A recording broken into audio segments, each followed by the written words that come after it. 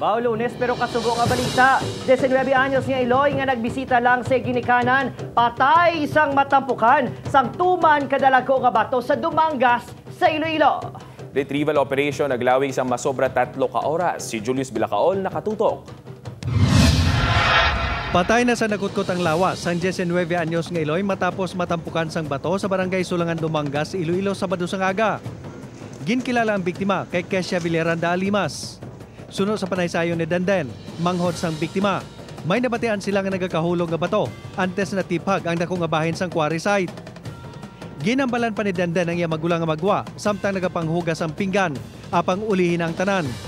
Uy kami ka sa iya nga. Abi naman gani nakadalagan man sa gulpi kami gani nga na nagpahilay na sa pakato sa amon balay.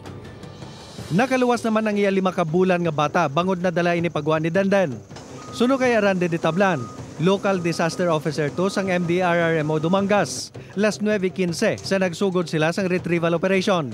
Las 11 sa nakita ang tudlo sang biktima. Kaginabanta las 12:30 na sang na-recover ang bugos nga lawas ni Kesha. Makabig nga natuon sa mala si Kesha bangod nagbisita lang ini sa iya ginikanan sa nasambit nga lugar. Suno kay John Ray Fernando, live-in partner sang biktima. Mapauli na kuntani si Kesha sang Sabado sa Ilapulian sa Haro. May balay mga misaro to, dito mga mitiner. Tanggapon lang sa nagpuli. May mapuli na sa karon tanay. Mapapuli sa Haro. Magaling mga tabo.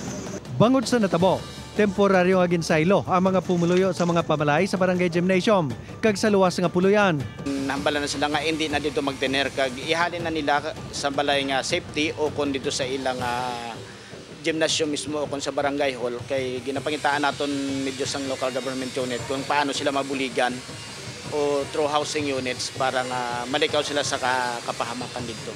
Gindugang ni Detablan nga naghatag naman sang bulig ang LGU kag ang MSWDO sa mga naapektuhan sang insidente. Julius Bilacaol para sa GMA Regional TV, Early Edition.